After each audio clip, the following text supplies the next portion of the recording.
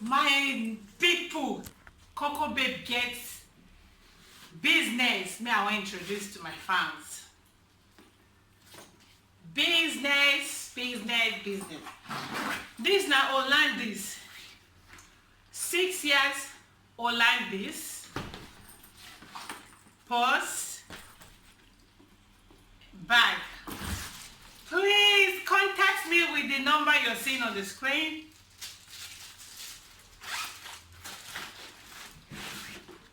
Six years of Hollandis. Contact me with the number you're seeing on the screen. Hollandis 6 years and a bag. We have the ones with shoes. Those ones are more expensive. 6 years of Hollandis and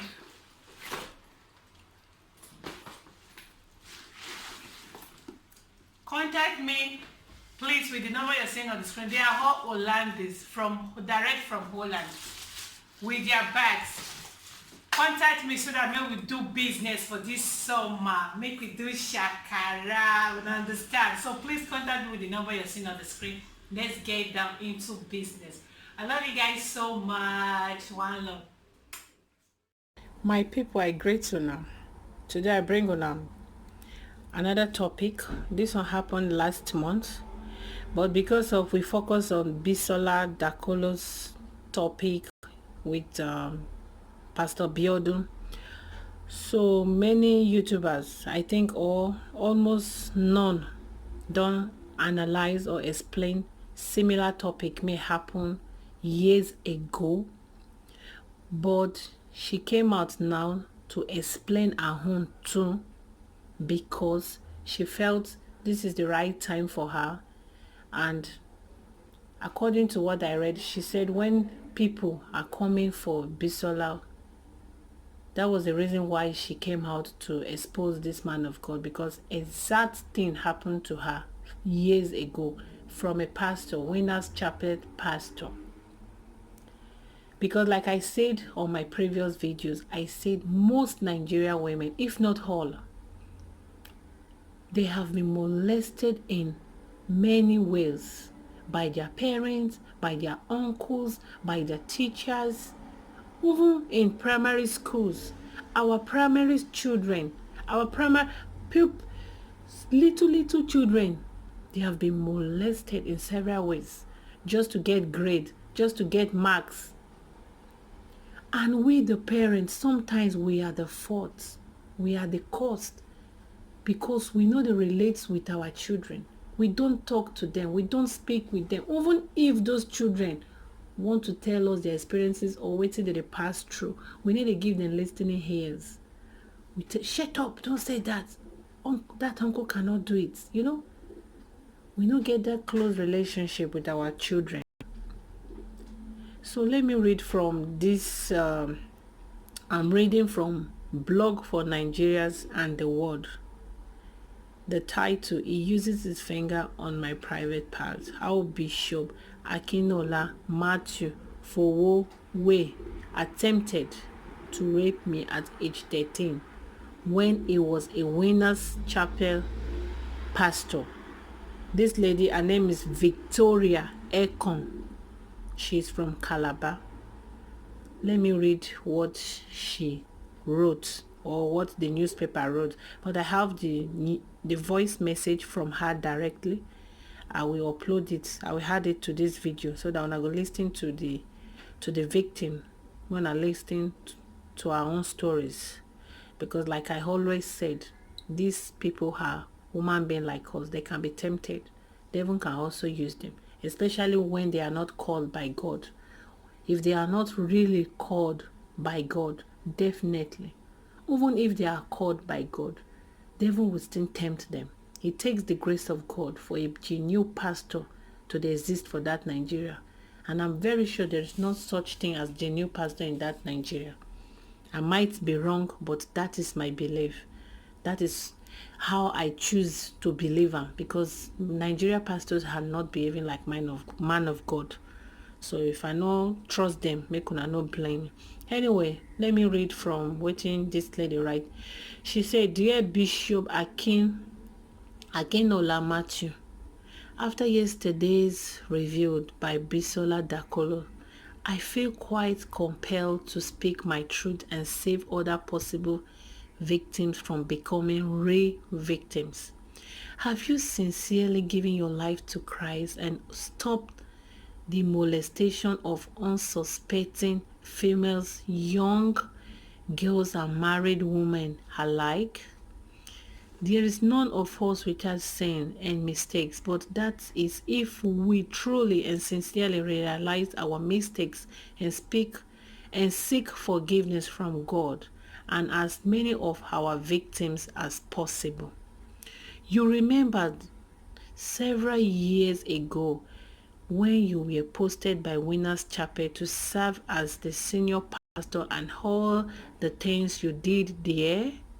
She's asking this Pastor Akinola Biodun questions, Bishop Akinola Biodun. How you drew close to my parents and gain our trust despite the fact that my parents weren't members of Living Faith Church.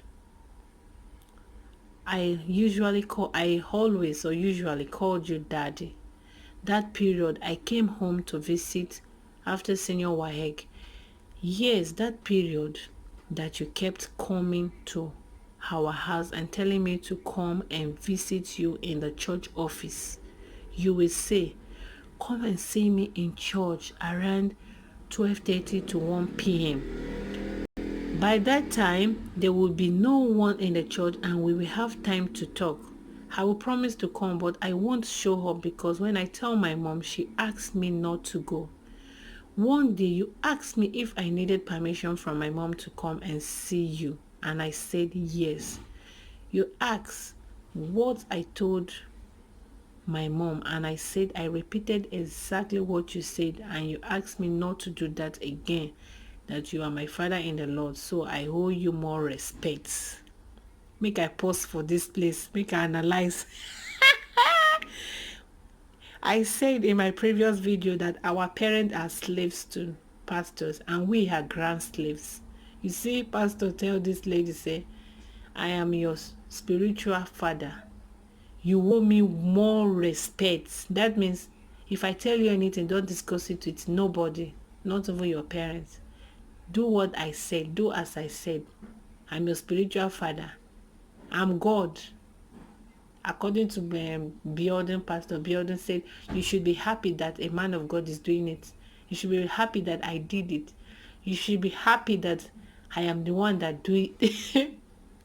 Nigerians, let me continue because may God have mercy on all of us, including the Mugus. May they listen to all these people, may call themselves man of God. Anyway, where did I stop?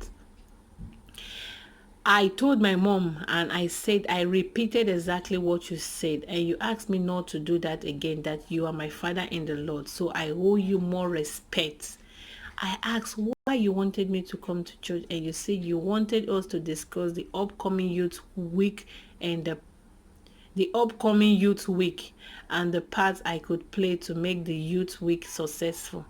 I eventually didn't show up, and some weeks later I had appendix. I was given antibiotics of it, and you came to my house on Wednesday after evening service. You spent about 2 hours praying for me, my dad and mom, and my elder sister, who was also home on holidays. Then there was power failure and you asked me not to take a torchlight and walk you out of your car. Quickly you used your nails to pin me to the car and unbutton the first 2 buttons of my shirt. With one hand, your voice changed. You don't love me anymore, Victoria. You don't write me letters when you go to school. I was confused and scared. Daddy, stop it, please. Which letters are you talking about? I asked. You continue trying to touch me in different places with one hand while unbuttoning your trousers. As God will have it, there was bright light coming from the headlamps of a car that was driving into the driveway, and you immediately adjusted, replaced your hand on my head and started praying, "It is well with you. Sickness has no place in your body." You pushed me aside, got into your car and drove off. I went back to the house. I was in tears. I cried so much, and my big sister found me out and questioned me. I told her what happened, and she was furious. Fast forward a few weeks, my immediate elder sister came home, and when she heard my story, she confirmed that you had tried something similar with her in your parlor at home. Your wife was even around, and you were trying to grab my sister's breast when your wife moved to the dining. My big sister eventually confronted you in your church office, and we found a lot of girls had things to say about you.